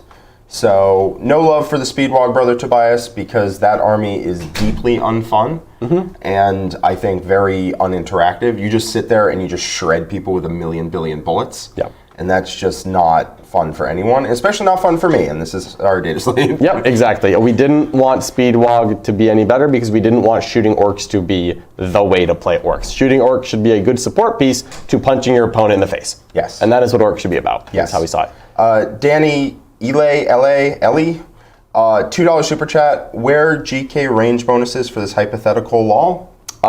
So we didn't buff the range of Grey Knight weapons, but if you rewatch, we did, Grey Knights were actually one of the first factions we covered. We did Grey Knights and Space Marines first. We did put in buffs for Grey Knights. To keep it short, we thought that Grey Knights should get +1 to blessings. And all Space Marines, so Space Marines and Grey Knights, get a patroller battalion for free, and then they still get the refund from it, so that they just start with more CP. Yep, I've played with Grey Knights, or I've tried to play with Grey Knights recently, and the major sticking points were lack of CP and unreliable defensive powers. If you pass your defensive powers, your army works as intended, and if you fail it, you're dead. Yeah. So try and address those 2 points directly. Absolutely. All right, so going right down the line, Tau Empire. Tau is hard. Tau is so hard. Tau is, in my opinion, the hardest army in the game to balance. Yeah. Because Tau only has 2 levers to pull. They move and they shoot. And sometimes they shoot and then move. Sometimes they move faster than shoot. Sometimes they shoot harder. That's it. You move and you shoot. And that's all that Tau does. And so if you make Tau not shoot hard enough, they're a terrible army that is never seen. And if you make Tau shoot too hard, they're a terrible army that is seen way too often. Yes, they're so hard to balance. Tau was definitely the hardest one. Mm-hmm. Tau is the one that we went back and forth on the most. They're also so different between Games Workshop terrain and WTC terrain. Actually true. Yep. If Tau on WTC terrain move and see things, and then they kill your opponent. And Tau on GW terrain move and don't see things, and then have to play the mission, or have to move faster, or have to shoot harder. Yep. And so what that means is that if we tune them for GW terrain, they're going to ragdoll people on WTC. Yeah. But if we tune them for WTC, they're going to be toothless on GW terrain. Yep. So part of the Tau Empire nerfs that we are thinking about here is the plane nerf. Because I think that Sunshark bombers are too good. And again, if a points update were to happen, because again, we didn't want to change too many points at once here. There's I think only 2 points changes. I think there's only 2. Only 2. But if there were to be point changes, I would raise the Sunshark up a little bit. But I think that a plane nerf so that it cannot get turn 1 alpha strikes and turn 1 bombs is helpful. And then you've got strike and fade stratagem, which we thought we needed to tone down. Yep. Non-interactive mechanic, get it out of here. Yep. Fire and fade became once per game. It's an Eldar/Harlequin strat that is really good. And they made it once per game, and the game is better for it. Yep, and as Nick was saying when we went over this, he's like, it's totally fine in Eldar that they change it to once per game. Yep, I think Tau would be just fine with Strike and Fade going to once per game. I think so as well. But they are losing a lot of their initial forward pressure, which means that they have some problem playing the mission. So Strike and Fade goes to once per game, and bombers have to start reserve. Bombers are the key offender there, by the way. So bombers are like the biggest target of that change. I think that Tau is, now that I'm looking at it, I think Tau is actually the only army that we gave both nerfs and buffs to. Yep. Because of how polarizing the book is. Because Tau, the codex, is kind of garbage. Tau, the top lists are kind of oppressive. They're kind of cancer. And it's like, wow, that is really not great. It's not easy to balance. So we took away their killiness. Or some of it, not all of it, trust me. And really, we didn't really decrease their damage output other than planes, just that Strike and Fade is not just constantly yo-yoing. Yeah, so yeah, getting rid of any kind of non-interactive mechanics, that's got to go. So Strike and Fade once a game, I think that's fine. Broadsides and Ghost Keels gain core. Broadsides were not broken with core. No, they were not. And if you give them again, they will continue to not be good. But you know what? Throwing them a bone here. People really did think broadsides were great, and when core got removed from them, the joke was, and it's not really a joke, that buffed the army, because then people would stop taking them and start taking crisis suits. Start taking more crisis suits that actually move further, see things, and kill you. Yeah. So broadsides getting core back is whatever. They were never better than crisis suits anyway. Ghost Keels, trust me, I played Tau right when the book came out. You can trust me on that one. Ghost Keels gain core. They are kind of bad right now, and I think it would be very interesting if they gained core. I don't think it would be broken. Basically, the only thing they don't have access to is like reroll ones to hit. I think that's fine. Yeah, I think that's most fine. score buffs are crisis suits or like the infantry, like the literal infantry anyways. Giving Ghost Keel core doesn't actually add a lot, but you know what? Give it a couple rerolls. The Ghost Keel hasn't been particularly popular in this book. Get it on there. It wouldn't. Still, but you know what? Let's give them a little love. Whatever. Let's give them a little love. The biggest one is we got to make their mission play a little better to kind of counteract the lack of like alpha strike that the level of alpha strike we're taking away, because that's not interactive. Remove it. Instead, stealth suits and pathfinders gain objective secured. Yes. So it's much easier, and there's some secondary changes as well to make their scoring better. Yep. This just gives them the ability to play for objectives a little better, because currently their objective security is trash. Yep. They don't have enough options. Or they don't have enough options. Kroot are not getting to your opponent's objective in any reasonable way. They do it in turn 1 with a scout move, and then they die. Then they die, and that's it. Then that's it. That's it. Stealth suits and pathfinders. Pathfinders can double move with the strat, and that's kind of interesting. You might have to block that if you're their opponent. And stealth suits can operate mid-board with a little more, efficacy, and can be objective secured. I think this is a good change. Yeah. Yeah. Like, stealth suits and pathfinders are both not often seen units that could use a little love. Let's make them more than just a beacon for turn 1. Yep. Let's make pathfinders have anything to do besides shoot way too many marker lights in the same place. Yep. Yeah. So before we move on, we've got a $5 super chat from Sir Lamentations with changing to snake bites to only snake bite models. 4-up only to wounds. So I think it means would changing snake bites to all snake bite models give the 4-up only to wounds be a potentially solid change to give orcs more survivability with clan. I'm assuming that means removing the strength tie-in, because right now it's transhuman unless your opponent's strength 8 or higher. Yeah. If you turn it into flat transhuman, just army wide, that might be. I doubt it would be too good, but it might be too good. Yeah. I think it would make snake bites a lot better without making orcs better. Yeah, I think you don't want to solve an army-wide issue by buffing a subfaction. Yep, because that just makes a solution, not the army better. Yeah, you know what did that? Emperor's Chosen. Yep. Emperor's Chosen solved a core problem Custodes had, which was mortal wounds, and now it's the only subfaction you see because otherwise that problem just tables you. Yeah, it's a problem. So yeah, we didn't want to fix one subfaction to get everything to work. Jacob has been a member for 4 months. Welcome, Jacob. Thank you so much. What about Custodes? Just give OBSEC and give Sisters of Silence more wounds and Armor of Contempt only for Sister of Silence. Honestly, they should give Sisters of Silence Armor of Contempt. I'd be fine with that. Yeah. Sisters of Silence are not very popular. If they had Armor of Contempt, it would be very okay. They're wearing power armor. They're the only power armor unit besides Fallen that oh no, I think they fixed that. That actually gets it, so I'm okay with that. Yep. I wouldn't give Sisters of Silence more wounds. I don't think they should be 2 wounds. I don't think so. They're basically Battle Sisters, which is dope. Yeah, which is cool. Yeah. Armor Contempt would be fine on them. Mark Laverne, I believe, says they should be a troop source. They do have a troop source, the Prosecutor. Yeah. If you make the Vigilators and the Witch Seekers troops... Honestly, if you made them all troops... fine, I think. You would just see... Maybe the Prosecutor loses... No, I mean, I think you would just, if you're 10 points over, you would take Prosecutors, and if you're not, you would take I would take Witch the Witch Seekers. I would take the Witch Seekers, actually. Yeah, the Flamer Scout. You would take Witch Seekers, and then if you end up 10 points over, you go to Prosecutors. Yeah, it's like, I don't think that's the biggest deal, but, Yeah, fair. All right, Harlequins. Harlequins continue to be hard to balance because they're just kind of good. Yeah, they're just good at, playing the game. I don't know what lever to pull. So we just made troops 14 points a model. Yeah. Said, screw it, they're more expensive. Take more stuff. Just 1 point per model more. It's not a huge change, but just a little bit more. We also do address their secondaries a little bit, and this is obviously on top of the light change that GW recommended. We think that's a great change, and we would add on to that. Star Weavers and Void Weavers, I wanted them to be less durable, but it was a weird thing where how to make them less durable without making them a venom. Because we thought about removing the no rerolls to hit. And then it's oh no, this is just a more expensive venom. Well, we don't want to make them cheaper again, so let's not do that. Yeah. We thought about removing the -1 to hit, but keeping in the no rerolls. And it's that at that point, the no rerolls felt a little less impactful. And it was good, but I just wanted to make the -1 to be hit in melee go away, so there's a better answer to killing the boats. The boats aren't broken anymore. They're good. They're just good. Just making this a little bit easier to go punch them out.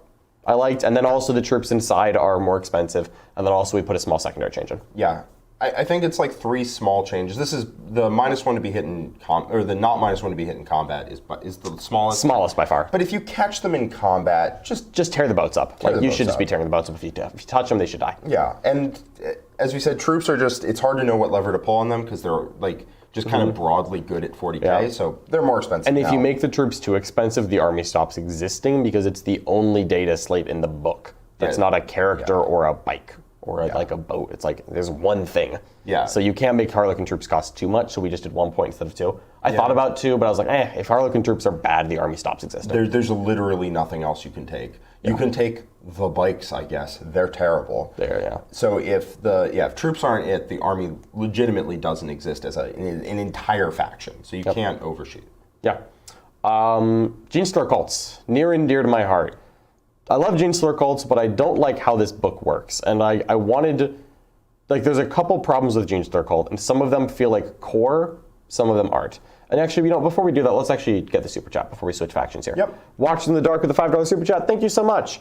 Yeah, I played Tau. I also played Votan at Chicago and got obliterated by Tau. Ganyu and Weiss. Got me good, and then lost to Leviathan as my third loss. Well, Ganyu and Weiss are both great players, so no shame there. No shame in that.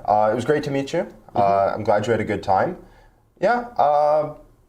Yeah, Tau shoot hard. They shoot real hard. Yeah, we wanted to make Tau is hard. Is the reason they got both buffs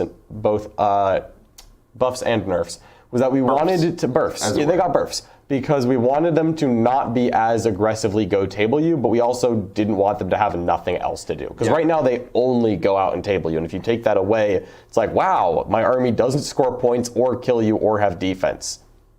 Cool. Yeah. And we still want to have the go out and kill you strategy be one you can play. Just less, and not as non-interactively. Yeah. If you want to run at someone with guns and try and kill them, you have to do it the same way every other army does. Yep. Yeah, same. Yeah, anyone can do that. So Gene Stealer cults, couple problems here. First one, pure strains and aberrants gain core keyword. They should have had it before.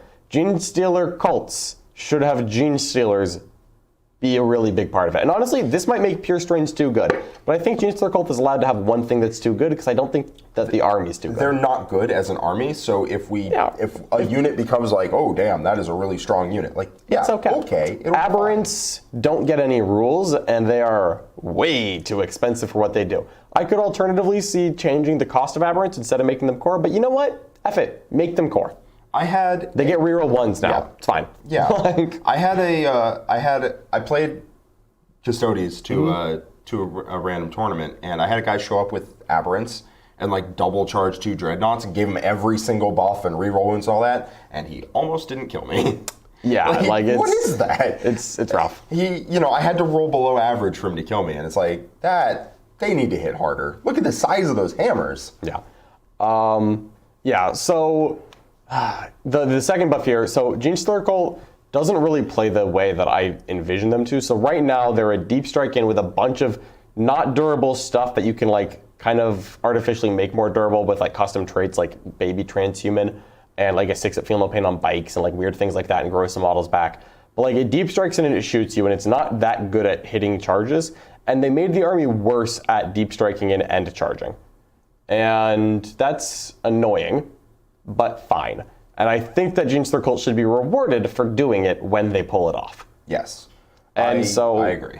So all core infantry gain +1 attack on a turn that they arrive from reserves or disembark from a transport. And I would want this to be part of their pure rule. Yep. Not just like in a detachment that you allied with Tyranids. No, this is a pure rule in my mind. Yep. And that's because Gene Stealer cult has a pure faction rule that only benefits their shooting with crossfire tokens. Weird. Which is weird because Gene Stealer cult is like they're not like one of the pure combat armies, but they're mostly a combat army in my mind. They used to be a just combat army that barely shot. I like that they buffed shooting. I hated that they took away their ability to do combat because now it feels like Gene Stealer cult is just a board control shooting army without no teeth. Yeah, with like no combat teeth at all. It's so not what the army should be. They should be some shooting, some combat, and I wanted the pure buff to reward combat as well. We thought about as an alternative, core infantry gets +1 attack against enemies with a crossfire marker, but we decided that it was better to lean into the ambush aspect of transport reserves. Yep. So when you're ambushing that first strike, because Gene Stealer cult is like an alpha strike army that comes hits you with a bunch of little alpha strikes with super fragile units across the game. Because it's like, aha, I jump out of the manhole and I stab you, and I'm effective when I'm jumping out of the manhole. But once we're just in a street and you look at me and I look at you, I shouldn't be as good as you. I'm a cultist with like a rusty kitchen knife and a pistol. The entire thing is that like they're hard to pin down. They jump at you from every angle, but once you pin them down, they're dead. Yeah, and that is really like once they're on the board, they lose the +1 attack bonus. But that first jump out and stab them, be better at that. Yeah, I think that there is a possibility that in the future you would change the go back into reserves after you kill a guy to once a game. Maybe. It's not a particularly interactive mechanic. Your opponent can like set up things, but at least they can like block it. Yeah, you can turtle up against the weird guys who are like somewhere out there. And then like, okay, they're not as good at it. Yeah, and I mean, still good, like one turn you jump on people and disappear down into the webway hole or whatever. Yep. But I don't want to nerf Gene Stealer cult. Yeah. So that would be like, we see where the Army's at. Oh, if they hit like 55%, which they're not going to. They're not going to. But if they did, then you could consider removing that, or not, limiting it to once again. But you don't want to do that just on spec. And again, we wanted to buff the parts of Genestealer Cult that were suffering. Yeah. Because Genestealer Cult has had some recent success. You've seen things like the Eric Laferris list do very well. And I think part of the reason for that is that the custom sub-faction traits for Genestealer Cult are too good. They definitely are. They're definitely not balanced properly. Internally. Like the 4 cost or 3 costs or whatever compared to like the 1 cost. Yeah, it's insane. There's like the custom is like by far the best way to play it. And I like that adding core to Aberrant and Pure Strains unlocks some of the different core buffs that the named factions give you. And also, we didn't want to put any nerfs on Genestealer Cult because they don't need them as an army. Their internal balance is off. We can fix that once the army's in a good win rate. Yes. And we didn't want to get the whole bunch of neophytes that deep strike can shoot you. That list is probably good enough. We didn't want to make that better. Yeah, it's slightly better, and you get a couple better combat units, but like you have to actually take the combat units, which the current list doesn't take a lot of. And like units like Adel and Jackals aren't really benefiting from this that often because they start on the board. Yep. So yeah. Last one up for the Xenos changes is Tyranids. Again, near and dear to my heart. There is a very, very small buff in here because I'm mad about it. Fair enough, buddy. You're helping write this one. You know, we're working on it together. All Leviathan non-synapse monsters cannot be wounded on a 1 or 2. All that means is that warriors get baby transhuman and zoanthropes and a broodlord. And like, you know what? That's okay. It is actually fine. Barely matters. Barely matters. If you're wounding them on 2s, like currently, if you're strength 10 or strength 6 plus 1 to wound, just to be clear, their balanced data slate. GW's one, the official one that came out, says synapse monsters only be wounded on a 4+. Yep. Everything else that isn't synapse can be wounded on a 3+. That's it. But anything that isn't a monster and is synapse is covered by neither of those 2 bullet points. And according to their Warcom article, it looks like that's intentional. Yeah. And that's just ridiculous. I don't like that warriors just don't get the trait. I just don't. It's weird. It's weird, and I don't like it. It doesn't matter either. Yeah, it's not a big deal. It's just like, why?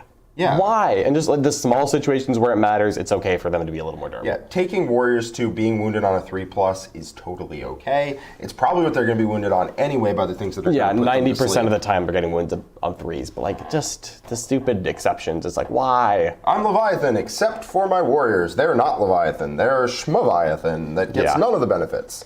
Yeah, great. It's weird, and I just don't think it should exist. Yep. So the last thing we did with Tyranids, we didn't go as wide on Tyranids, but there's one thing that is still too good. There's one thing that I want. Jack was very passionate on it. There were different ideas on how to change it, but this is the one we went with, which is that the problem is that the Hive Tyrant with wings sometimes moves 20-something inches, charges you, kills you, moves 17 inches back, and then you can't shoot him. Not just because he's being clever with obscuring terrain, but because Tyrant Guards say no. And that means that getting somewhat close to Tyranids is just get slapped by the Tyrant and then don't shoot him back. And it's like that, the constant back and forth, no shooting back without using like obscuring terrain. Yeah. That's like, okay, that's probably too much. There's plenty of armies that won't be able to shoot you because bodyguard. Yeah. You know, and also can't charge that distance. You know, you hit the lead element, you move 17 back, you're out of my charge range now. I can't shoot you, I can't charge you, you're just going to come in and hit me every single turn of the game with 0 interaction. Don't like that. Yeah. And for the chat, no, it's not non-synapse, it's non-synapse monsters. If you don't have both of those keywords, you get baby transhuman. If you're anything that is not a synapse or monster, baby transhuman. Frankly, what I would probably say is synapse monsters get 4-up transhuman. Everything else gets baby transhuman. Yeah. But that's if you write it side to side. This is a change, not the actual text. Yeah. And then just make Hive Tyrants. You can still take a Murder Flyrant. And like we thought about making Overrun not work on Flyrants. We thought about making Overrun cost more for monsters in general. Yeah. And I'm okay with that personally, but admittedly the Flyrant being like 5 times the size of the dude who's telling you not to shoot him, it's a little bit weird. It's weird. The foot one not being shot is fine. Protecting the foot is okay, I think. It's not interactive, but it's okay. It's not the one that really needed guarding anyway. Yeah. It's My thought is if you make it 2 CP, people will still pay it, and it's not a good mechanic. Yeah, I'll just use less strats, is what it means. Yeah. And that's just not fun for anyone. Sure. I think that the part of it that should change, I think overrun is like a weird mechanic and probably in need of fixing, but not where I'm going to go with this. It's there's a flyer right there and I can't shoot at it. Yeah. That's the part that almost all armies have removed. Yeah. Which is like there's a big thing that you can't shoot at. Almost all armies are removed. Tyranids are the only ones that have it. And I think that's the mechanic. Yeah, and like a Demon Prince is the same way, but a Demon Prince is smaller than the Flyrant and also cannot overrun. Yeah. And that's the big thing. If you could alternatively say overrun is non-Flyrants. Yeah. That would be ham-fisted and it's not as smooth, so I don't like it. Yeah. I think Hive Tyrants without wings are still amazing in the combat armies, and you are probably going to take them out. Yeah, I just wouldn't take Hive Tyrants with wings. I think that if you're basing... Sure, you would remove a Hive Tyrant with wings with this, but I think that's a non-interactive mechanic, and if it gets pulled... So be it. So be it. Yeah, I'll run double walk rinse and move on with my life, is what would happen, 100%. Yeah, so... All right, last thing to cover then is the Xenos Secondaries. Yep, but before we do that, we have some super chats. I think we have 3. We already got this one? We already got that one. So, Sindri Tepek, member for 11 months. Thank you so much. We appreciate you. Good to see you in the chat as always. Says, good hypothetical patches, guys. Thank you. We actually spent quite a lot of time on this. We spend quite a lot of time on these. Sam Hill with a super chat. This Genestealer cult change is fire. Yes, I really wanted it to make Genestealer cult feel like an ambushy combat army without nerfing their shooting at all, but also without buffing their shooting to the point that it would continue to be the only thing you take. Because if you made Genestealer cult more durable, I would still take all the guns and very little combat, and that's not what a Genestealer cult feels like. I feel like Genestealer cult really should have both. Yep, and they hit you from reserves, they hit you from weird angles. I think that's the game plan. That was what was fun with it when I played it in 8th edition. And then there's one more. Yes. From Kerbo, a $2 super chat. Love the Orcs change. Hopefully James W. implements. We'll see, but I think they did their balanced data slate, and they've changed the game in their way, and we'll just see how it goes. Yeah, we'll see. I still think it's in a good spot. All right. Moving on, Data Slate Xenos to Secondary Xenos. We've got a few here. This one is probably the largest suite of changes. Yeah. It hit 4 of the Xenos armies. Didn't hit Tyranids, even though their secondaries need some love because we didn't want to buff them. Yeah. Genestealer cult secondaries are not their problem. Orc secondaries actually are pretty good, I think. We felt like that wasn't the problem with orcs. But a couple armies, Crafter with Elder and Harlequins, and Necrons and Tau, all needed some change in one direction or another.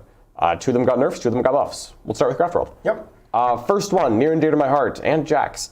Wrath of Cain secondary adds the keyword Avatar of Cain. Yep. I mean, if the Avatar is hitting you and it doesn't count as Wrath of Cain, what are we talking about? Wraith of Cain. Wraith of Cain, yeah. Whatever. I saw it. I didn't want to say anything. Yeah, it's Wraith of whatever. Yeah. Like it's like how Genestealer cult should use Genestealers.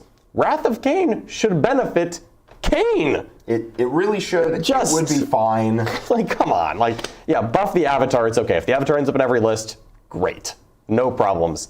No, we are not giving Eldritch Storm back. I don't know what it does now because good. It is good. D3 and it does not increase in damage and it still costs 3 CP. Yep. And and we are also not unnerfing Hail of Doom. Yeah, get out of here. What? Yeah, Hail of Doom is already probably the best way to do it. Yes. Bro, I'm giving them ignores cover. Thank you very much. Dalton Peters has pointed out that Magnus doesn't count for Wrath of Magnus. All right, you know what? We didn't notice that. My bad. Well, Wrath of Magnus should count Magnus. Wrath of Magnus has a fluff thing in there. Where Magnus is, like, I read the little fluff section in Wrath of Magnus. Wrath of Magnus says, like, Magnus is watching his guys to see how they do. And they're trying to earn their favor in Magnus's eyes. Okay, you know what? Fair enough. But Wrath of Cain... Cain wants violence. Yes. Yeah. So, Wrath of Cain is currently, you get 1 point if you score a melee kill with an aspect unit, 1 point if you get a shooting kill with an aspect unit, and 2 points if you get both. So it's 4 points if you get all of them. So you either get 1 or 4 points on it, because as soon as you get 2 points, it auto fills into 4. Yes. And we just wanted to change that a little bit and make it 2 points for the melee kill and 1 for the bonus. So this is, if you get a kill in shooting and melee, it's still 4 points, and that's good. That's good. But if you only get a melee kill, 2 points instead of 1. And that's with an aspect unit, of course. We're keeping all that part in. So you know what? Just the melee kill's the harder one to get. Let's put the points on that. Yeah, it just kind of front loads it. If you get the melee kill, then fine. Like you get the melee kill, that's the hard one. You don't get the shooting kill, you still get your 2 points. I think that's fair. It's kind of a quality of life more than it is anything else. It might result in 1 extra point over the course of the game, but it means the turn where you miss on like a kill doesn't hurt as much. Yeah, and if you miss on the shooting kill, you lose some points, but like that's the easier one to get, so that's okay. Just make the melee one worth more when you pull it off. Yeah. Scout the enemy. Scout the enemy is a problem where it's a little bit uninteractive, because what happens every single time is you play corner deployment, your opponent infiltrates a ranger squad in the far corner away from you, and they sit there all game and get 10 points on scout the enemy. And in the process of scouting the enemy, they never, at one point, set eyes upon the enemy. Yeah, this is my brainchild here. Yep. I'm very proud of it. Yeah, they just sit behind a wall the whole game, just drinking booze, and not actually doing their jobs, which is to scout the enemy. They're like, yeah, bro, they're over there somewhere. I don't know. I'm not seeing them, obviously. Yeah, well, they're not here. You can figure it out where they are then. If they're not here, then they're over there, obviously. Like, what? Yeah. And so there's a couple problems with it. One, it's generally caps at a 10, which is like a weird Yeah. There's like several problems in both directions. It doesn't really score enough points, but it's completely non-interactive, so you take it anyway. Because you can sit there and do nothing, score a 10, so people will still take it. But both halves of that are not okay. That it like basically caps out at a 10, and you sit there and do nothing. Neither one of those are okay. Yep. So now, and also it's completely unfluffy. This solves all 3 of those problems at once. Yep. You have to have line of sight to an enemy model when you start the action. Yeah. If you kill them, it's okay. Yeah. If you scout an enemy and then your opponent's like, the Rangers spotted some gaunts over there. Let's go kill them. Totally fine. They don't have to end the action line of sight, but they can't move. They have to have line of sight to something to do it. Yeah. And that means that something can have line of sight back to them. And if they are Rangers, then they're probably going to die unless you're very careful with how you do it, which fair enough. And if you start it with anything else, which you can, you have to not maintain line of sight, but you have to have it to start the action. Yeah. And then if they fire back down that same line of sight into you, poke another Ranger squad out. You lose your, you don't get your points if it's not Rangers. Yeah, protect your Rangers, protect your unit. Protect your Rangers. Yeah. But they still have to see your opponent. And I think that's just the biggest thing. They also have to be 6 inches outside your deployment zone. If you get in your opponent's deployment zone, have 5 points here. Yeah, honestly, if you get a Ranger squad into your opponent's deployment zone, good job. Sure. On like middle and bottom tables, I think that's going to happen a lot. Yeah. But on top tables, people block their deployment zones. You do not get Rangers in there. Yeah, Yep. What happens every time I play against Scout the Enemy is there's 2 Ranger squads. One of them infiltrates in the far corner, and one of them deep strikes for a CP. And the one on the far side gets 2 points a turn, and the one in reserves gets 4 points if I mess up my screening. And then what happens is I kill the unit that's doing it, and I don't let them deep strike my deployment zone, and then the second Ranger squad deep strikes in the exact same hole and keeps doing it. And I'm like, okay. Yep. And then I go kill them, and then they don't get a 10. Yeah, so this I think is just better. You actually must scout the enemy. You can get to a 15 with it, but it is interactive because you have to establish line of sight. Yeah. And I think there's probably a rider in there of like you can't move again or something, but I think that's covered by you performing an action. I think actions already covers it. Yeah. You just fail the action if you move. Yep. Harlequins. We wanted one more little nerf on Harlequins. Again, we don't know if we did enough, but Harlequins are so across the board good that it's weird to address. What we did want is their best secondary, deadly performance, to just be a little bit worse. A little bit. Yeah. It's not a lot. Untakeable. Not a lot. Still, you would still take the secondary almost every game. I would think about it. I really would. I want you to think about it before you ought to take it. Yep. I would just write it in my list otherwise. If you score 2 of the bullet points, you get 2 points. Yeah. And if you score 3 of the bullet points, which is legitimately difficult sometimes. Yeah, that can be hard. That can be doable, hard. Though. Then you get 3. This takes it from like a 12 to a 15 to like a 10 to a 12, I think. Yeah. And that's what we're looking for. That's okay, yeah. Secondaries should all be like realistically getting in that 10 to 12 spot. Very hard to get a 15. Pretty good odds you're getting at least a 6 or 8 unless you're getting So tangled. the thing about Scout the Enemy is we don't want it to be a 15. We want it to be able to get a 15 if you do it 5 times. Yeah. And we want it to be able to be contested so you can shoot them back. Yes. Yeah.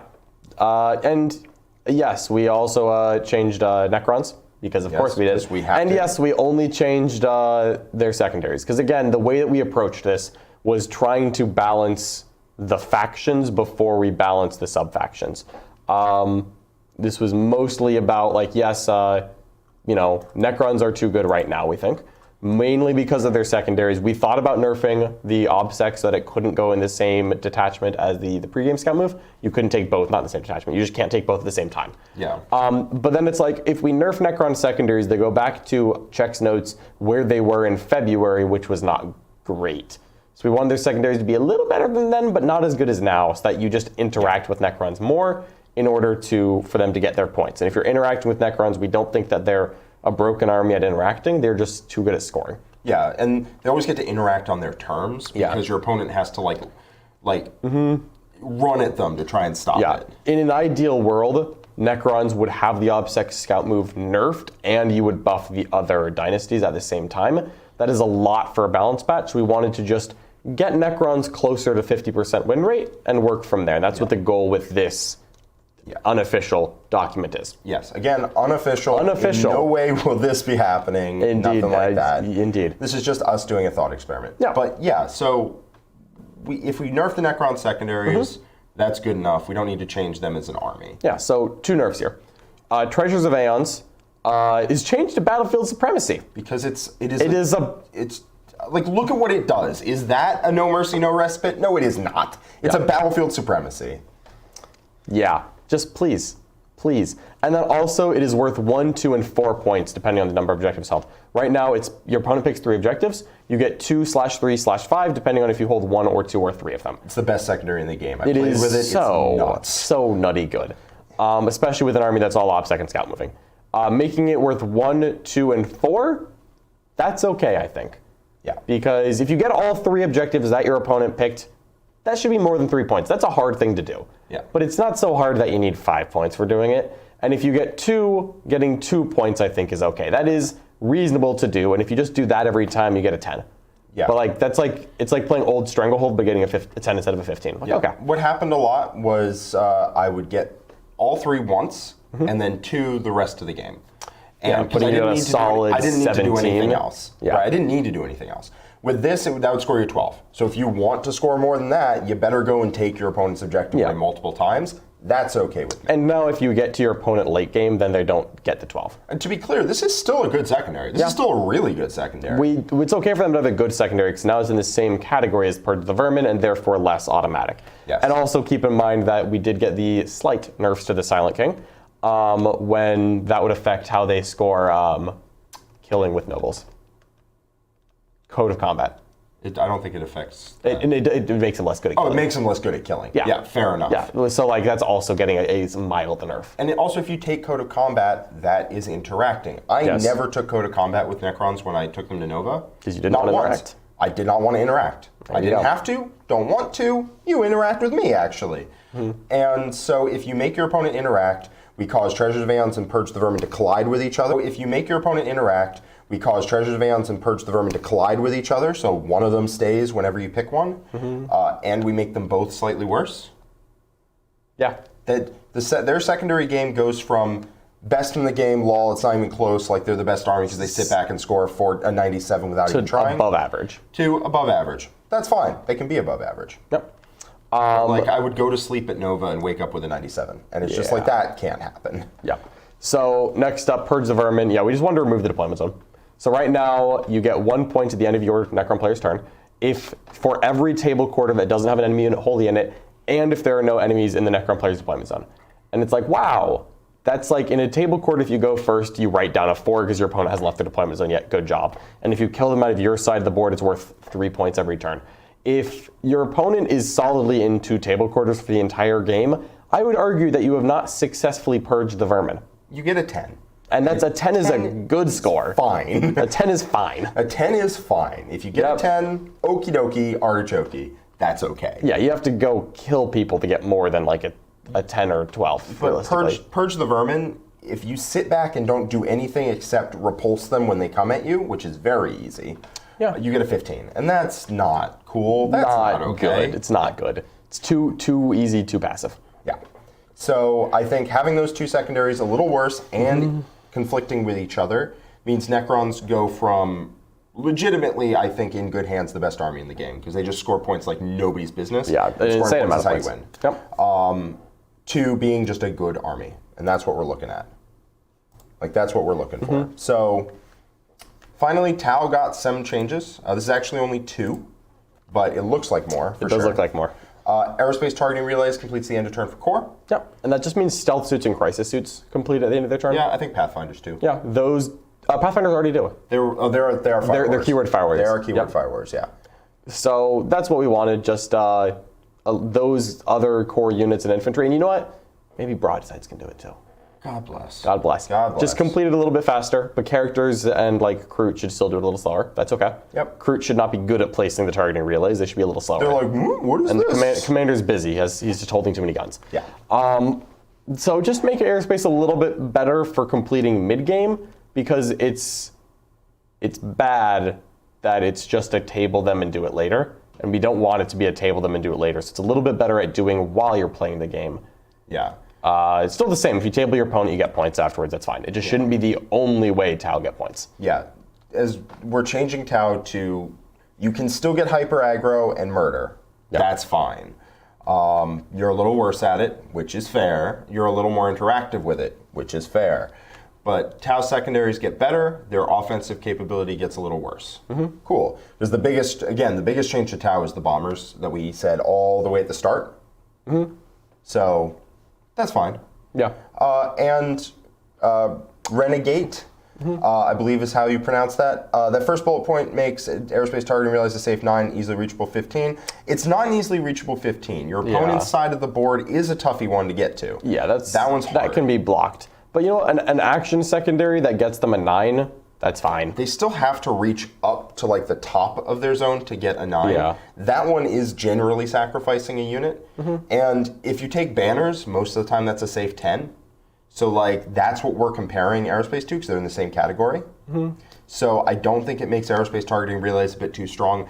Getting to your opponent's side of the board is actually tough. Yeah. Fire Warriors have trouble getting there in one turn, even coming out of a transport, because you have to stage pretty close. Because it's what is it? It's a 12-inch move on the vehicle plus a 3-inch disembark plus like a 6 or 7-inch move to get there. So you have to be within, 28 inches of the back of your opponent's board edge for a turn before you can get out and do it, and they can still move block you. And yeah, it's still hard to do. It's still hard to get to a 15 if your opponent is interacting with you. And so I think this is a good change. Yeah, fully agreed. Ricky Chow, thank you so much for the super chat. You are a hero, and we appreciate you. We do. And then finally, we changed Clean Victory. This one's a little complex. So basically, what it is right now is that with Motka and Kauyon, whichever one you pick, you get 3 turns. If you pick Motka, it's turns 1, 2, 3. And if you pick Kauyon, it's turns 3, 4, 5. And you get 4 points if you kill 3 enemy units during those turns. Is how it works, right? Yeah, you get 1 if you kill 1. Yeah.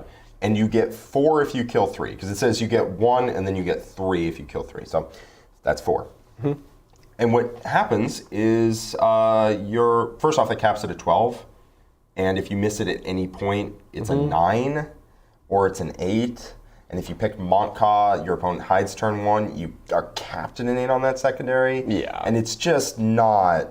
It's not a good secondary. Yeah. You can take it. It's not reliable. It's pretty not great. Yep, and we just wanted to make it so that you get a couple more points on the off turns. Because yes, when you're taking Motka, they like early kills better than late kills, but I feel like it's weird that you get no bonus points for killing people on the off turns. I think the game plan is like clean victory means you only kill them in the turns of your thing, but that's not how 40k works. Yeah, like let's get more interaction on more turns. Yeah. Call it a day there. Just make it a little bit better. Yeah, so this gives you, it goes from 1 or 4 on the turns of the doctrine that you picked to 1 and 2 on the turns of the doctrine you didn't pick. So if you pick Motka and you kill 1 unit on turns 1, on any turn in the game, you get 1 point.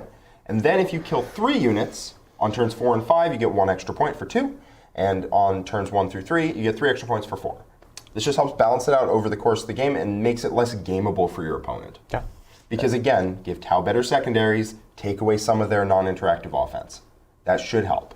Give them better mission play. Yeah. Fair enough. I think that is the last slide. I think it is. So that's let's go all the way back to the front now. Yeah, I honestly think it would be awesome if they implemented it. Again, this is see the big red text. This is unofficial. This is deeply unofficial. This is extremely unofficial. Did not consult GW. GW did not consult us. This has no interception with Games Workshop in the unless they just happen to click on the link and they watch it. And you know what? That'd be great if they did. James, thank you for watching. If you've made it this far, I know you care. We know you care. We know. Yeah. So this is homebrew, but we really thought that it would be a fun project to put together since there was so much discussion on the recent balanced data slate. A lot of people asked us what we thought. We're like, screw it, let's make a video out of it. Yeah. Hopefully you enjoyed this. If you did. Oh yeah, let's actually make a very quick mention. No, we did not mention Votann at all. No, we did not mention Guard at all. We don't know what's in Guard? We don't know what's in Guard. I thought about putting in like a nerf to like Guard indirect, like preemptively, because I assume it's going to get better, but we decided to wait until we actually see what it is before we say that. Votann, their model range isn't out. Yeah. We haven't seen the iteration. We don't have enough data to unnerf or nerf further Votann. That's the thing. I don't even know if they need more of a nerf or a buff. Yeah. Like, I genuinely don't know. So we're just not going to touch it, and we'll check again in 3 months. Yep. When they've had because they announced pre-orders for the models. We know they're coming soon. So once that happens, we can make some educated decisions on what Votann is like. I don't know right now. Really don't. I played one game into Votann since they got their balance patch. We just don't know. Yeah. And a couple armies like Drukari and Imperial Knights, we decided not to change at all. We think they're fine. I genuinely think that Drukari and Knights are fine. Yep. And also this might be the case of like theoretically, if this balanced data slate goes over the game, maybe Knights get too good. Next one, we nerf them down. Yeah. But I don't think they get crazy good. Yeah, I think they'd be good for sure. Mm-hmm. And again, we're not looking to fine tune every single lever and knob in the entire game. Yep. We're not looking to make every data slate better, every data sheet better. Mm-hmm. We're not looking to make like every data sheet takeable. That's a lot of text. It's a lot of time, and that's a lot of the entire game becomes a different game overnight, which everybody wants their unit to get changed, and that's it. Nobody wants the entire game to suddenly become a new game overnight. Yeah, this was not us writing 10th edition. Although that would be fun. That'd be fun. But if you show up to an event and your opponent's like, yeah, every unit in my army works differently than you remember it does, and you're like, that's okay, every unit in my army works differently than you thought it was. Nobody wants that. Yeah. So this might be the case of general like army-wide fixes, and then I don't think we did any sub-faction changes. Creations of Bile. Creations of Bile, and then Emperor's Children had one. Yeah. It's such a different army to the rest of CSM, I think we had to. Yep. But this might be the case of if this goes over and armies are in a good place, that's when we start tweaking with the sub-factions. And then if that goes over, that might be when we tweak with like individual units that are not performing well. Yeah. But we gave some like Pure Strains and Aberrants. And Aberrants got core. Ghost Keels got core. Ghost Keels got core. Good for them.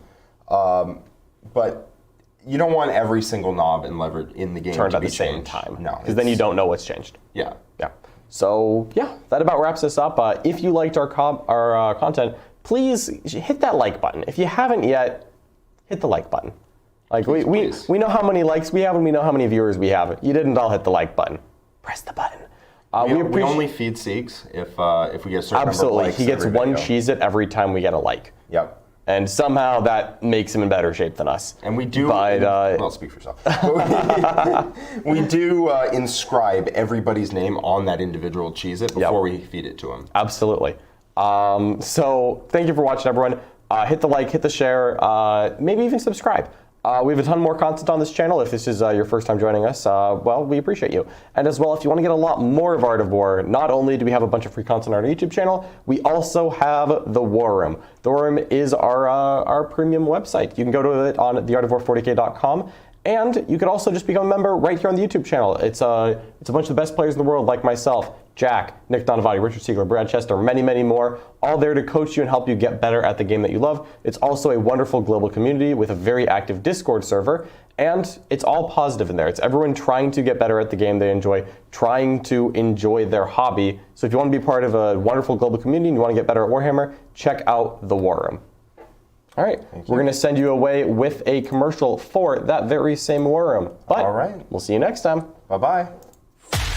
There's so many rules in 40K, hundreds of events, and constant updates. Skip the learning curve of Warhammer and join the pros. Art of War is led by multiple world champions with decades of success. We teach clinics, stream games, and inspire you to succeed at your favorite hobby. Join our global community of gamers just like you.